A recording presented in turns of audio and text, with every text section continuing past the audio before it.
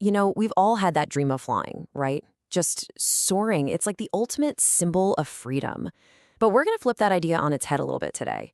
We're going to look at flight as a metaphor for that moment you're forced to dig deep and find a courage you never even knew you had. So yeah, what happens when that beautiful dream of flight becomes, well, a total nightmare?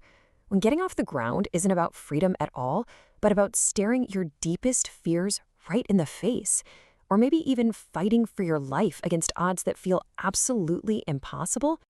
Well, it turns out we've got two classic stories that dive right into that very question. We're talking about Liam O'Flaherty's His First Flight and Frederick Forsyth's The Black Aeroplane. On one hand, you've got a young bird just paralyzed by fear, and on the other, a pilot totally lost and alone in a crazy storm. They sound like completely different situations, right? But stick with me, because as you'll see, they are powerfully connected. All right, let's start with that first story. This is all about the terrifying first leap, a battle that's fought entirely on the inside. Okay, so picture this. There's this young seagull all by himself on a rocky ledge. His family, his brothers, his sister, they all took off the day before. They're out there soaring and diving, being seagulls. But him? He's just stuck, completely and totally frozen by fear. And this quote from the story just says it all, doesn't it? He felt certain that his wings would never support him.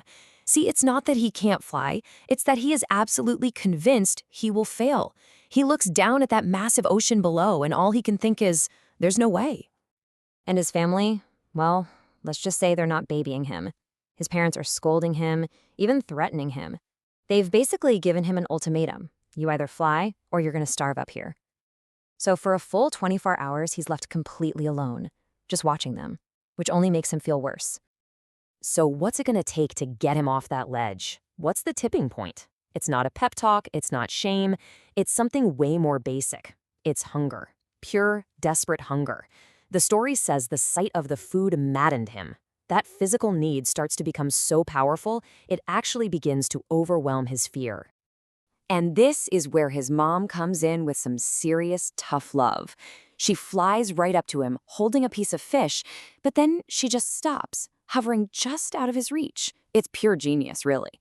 He's so desperate for that food that he dives for it, and in that one split second, he tumbles right off the ledge, falling down into open space. And for a second, he's hit with this monstrous terror. But then, something amazing happens. Instinct just kicks in.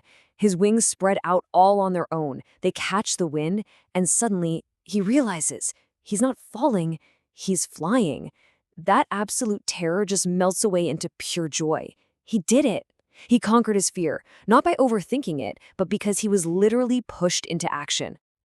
Okay, now let's switch gears. We're going from that internal mental battle to a full-on external fight for survival against the forces of nature. So, meet our second main character, a pilot. He's flying his old Dakota airplane, cruising back to England from France. It's late, the sky is clear, stars are out, and he's just dreaming about getting home to his family for a big English breakfast. Everything's perfect. Totally routine. But then, he sees them. Storm clouds. And listen to how he describes them, like black mountains. I mean, wow, these aren't just clouds. They're this massive, terrifying wall in front of him. He knows he doesn't have enough fuel to fly around them, so he has to make a choice. Turn back or fly straight through and risk it all. And well, he risks it.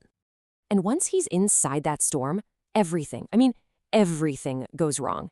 He looks down at his compass, and it's just spinning wildly, useless, dead. So he tries the radio, desperately trying to reach Paris Control for help. Nothing. Just static. The radio is dead too. No direction, no communication. He is completely and utterly lost. And right then, when it feels like it's all over, he sees it. Another plane. A strange black airplane with no lights on its wings, almost like a ghost in the storm. The pilot in that plane just waves at him, and the message is clear. Follow me. What else can he do? He falls in line right behind him, like the story says, like an obedient child. So he follows this mysterious guide right out of the storm and lands safely at an airport. He's so relieved, he immediately goes to the control tower to find the guy and thank him. But the woman there just gives him this strange look. She says no other planes were in the sky that night. The radar was empty. Yours was the only one I could see on the radar. And that's it. The mystery of who or what saved him is just left hanging there. Okay, wow. So we've got two incredibly intense flights, right? Two very close calls. Now let's pull it all together and figure out what these two totally different stories are really trying to tell us about courage. And this chart really lays it out for us. You have the seagull versus the pilot. The seagull's problem was internal. It was all in his head, that paralyzing fear. The pilot's problem was external, a very real, very violent storm. The seagull was driven by a gut instinct, by hunger. The pilot was driven by desperation, but also by the hope of getting home. And here's the biggest difference. The seagull ultimately had to find the strength inside himself, with a little push, of course, while the pilot got help from this mysterious, almost supernatural guide. So what's the big takeaway here? Why did these stories stick with us? Let's talk about what this all means for you and me. Because at the end of the day, these stories aren't really just about flying. They're allegories. They're stories about life's challenges. We all have our own personal cliffs we're too scared to jump off of, and we all have our own unexpected storms that pop up when we least expect them. And what these two tales show us are two fundamental truths about getting through those moments. Sometimes courage isn't something you think about. It's unlocked out of pure necessity. You find that strength inside you because you simply have no other choice.